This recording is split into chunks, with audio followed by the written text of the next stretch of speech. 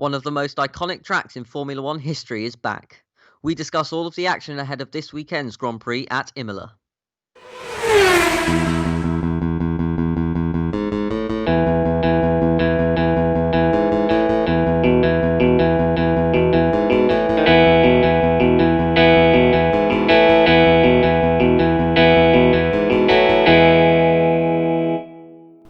Hello and welcome to the Pick True podcast. My name's Ed, this is my co-host Dylan. Hello.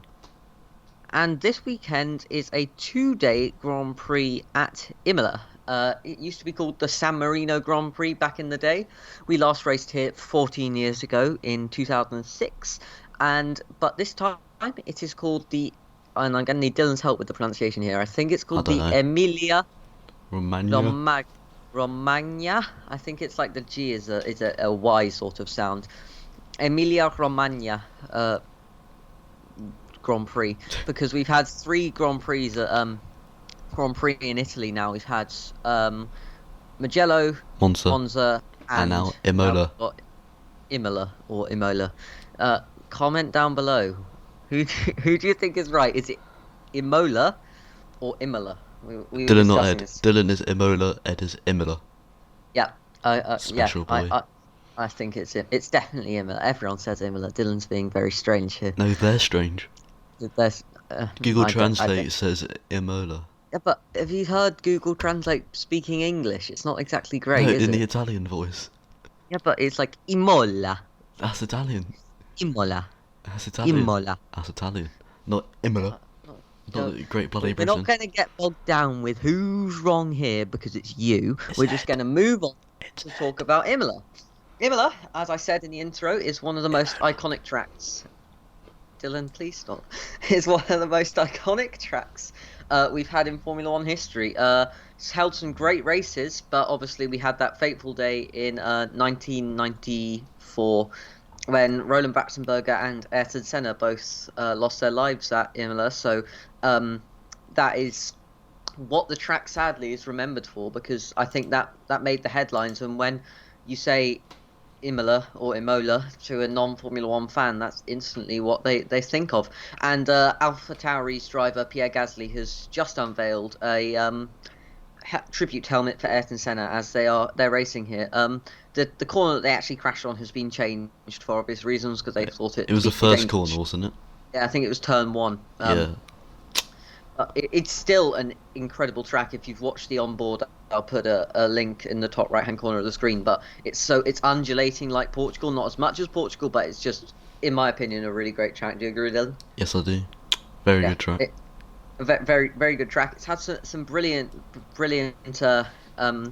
racing there as well. In 1981, I think there was a great race, bit before my time, but I think Didier Pironi and Gilles Villeneuve, if I remember my F1 archive knowledge correctly, and I think 1985 as well, and 2005 with Schumacher and Alonso, something I do know more about, and that was Schumacher winning in front of Tifosi for his final year at Ferrari. It really is an iconic track in Formula One. As I mentioned earlier, it's actually a 2-day Grand Prix this weekend, isn't it, Dylan? I don't know why, but yes. No, I'm going to ask you. I heard it was because basically we're coming from Portugal, and if you know your geography, Portugal isn't that near Italy. You kind of got to do a little bit of a journey. So yeah. And they drive the majority of stuff from in that short distance. They will get on, I think, pretty much everything apart from stuff that needs to get there quickly. I think it all goes on trucks.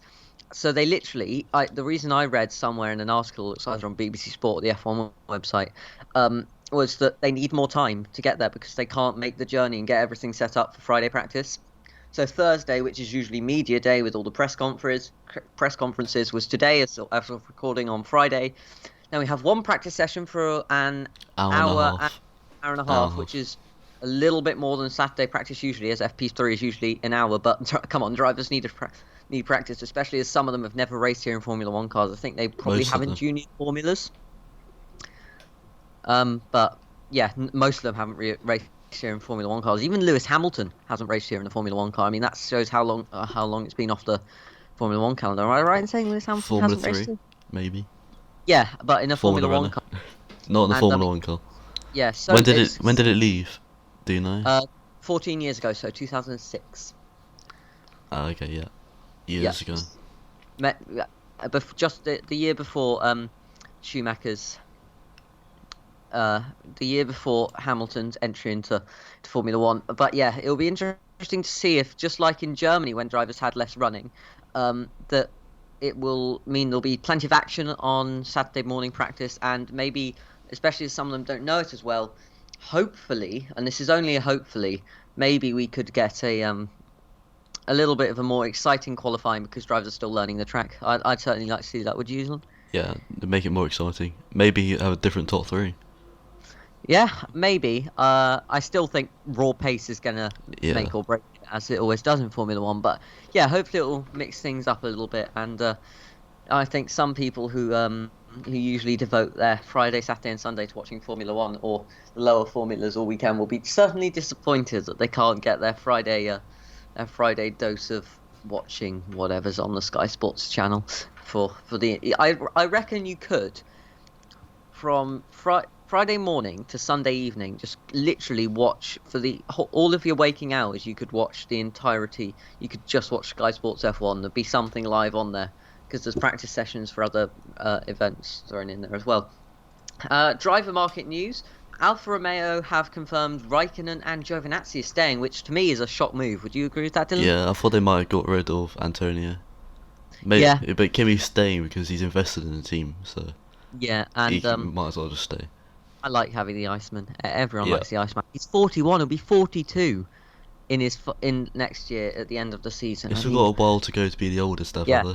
The oldest is like 58. Yeah, that was a while ago in different in like time. 1950s. I think Schumacher was quite old when he came back. Was he? I think so. I don't know. But I think Google. Schumacher was relatively old. Yeah, you have a quick Google while I'm rambling on.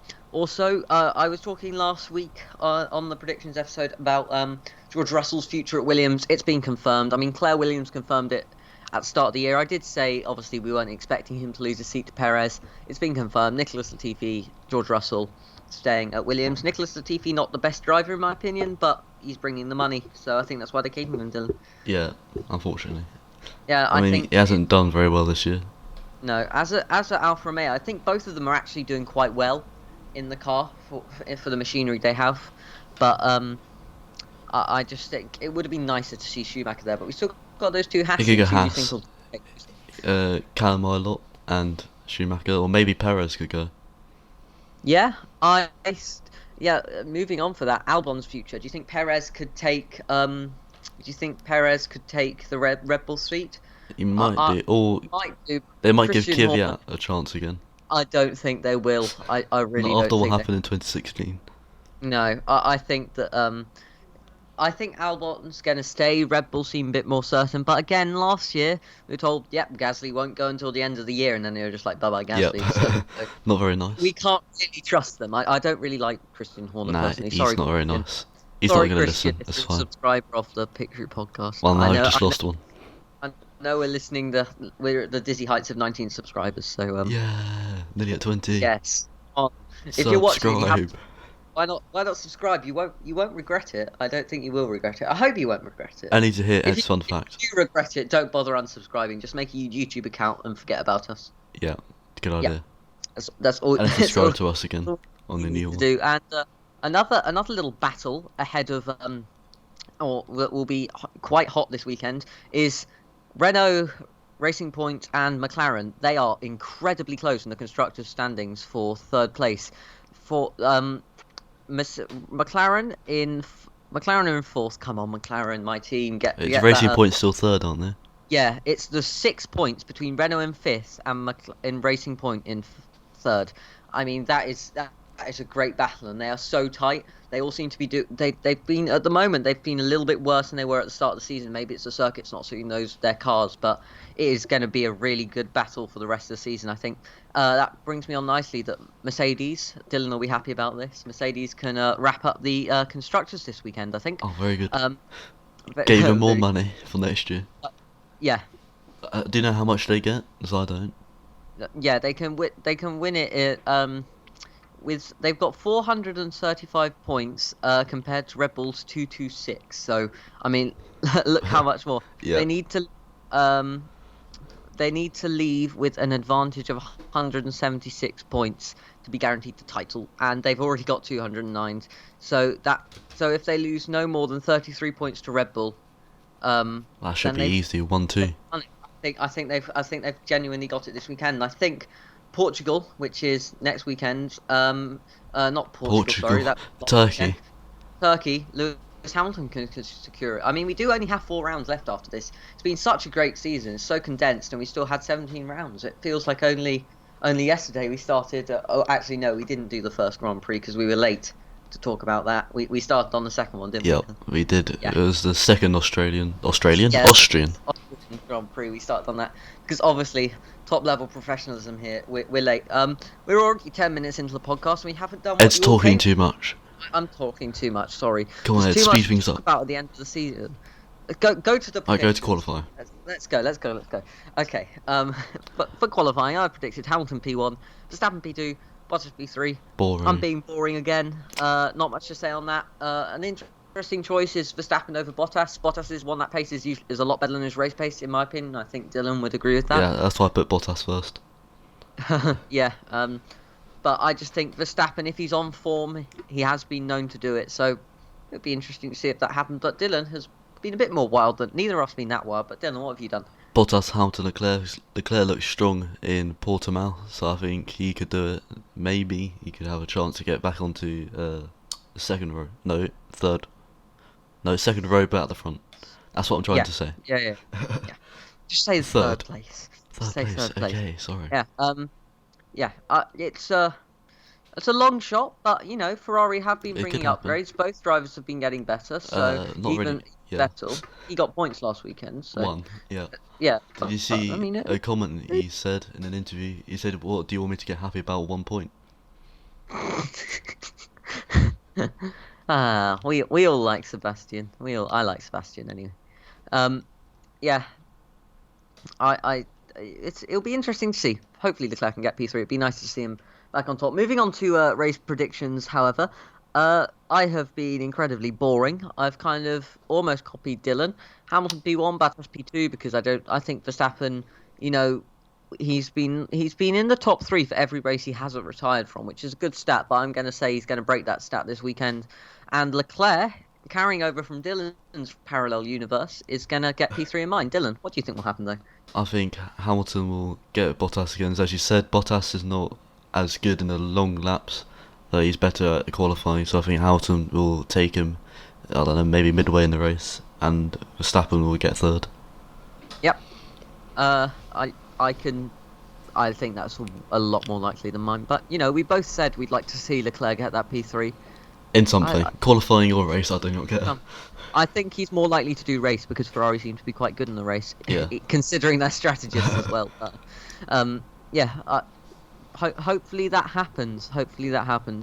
Anyway, who do you think will get the fastest lap of the weekend, Dylan? I'm going to go for... Let's go wild. I'm going to go for Norris. Why not? First one that came to my mind. Yeah. I could see that happening. It's the first one that came to my head. Ricardo is a wild card, but it's a more realistic wild card. His one lap pace, but I'm going to go slightly less wild card, but still race winner. Not my race winner in my universe. That's a change. Verstappen, because he got it last weekend and he's quite good at getting that fastest lap in the race on a last lap dash. What do you think will be the biggest disappointment of the weekend, apart from there is no running on Friday? Well, I wasn't going to say that anyway. Then you can't steal your stuff at the end. I'm gonna... Let's go for maybe an Albon... Wait, biggest surprise? Yeah, biggest surprise. Albon getting top 5. Yeah, I can see. I think I actually said biggest disappointment, but why not? Let's go for biggest dissurprise. Ooh, what? Biggest dissurprise. Don't make up a new word. A new word. You heard it here first. No, yeah, I think I can see Albon getting inside the top 5. I mean, that Red Bull car certainly has pace. I mean, just look at the Verstappen stat that I said earlier, top 3 in every race he's finished in. So yeah, but they're working more of a Verstappen's car. I know.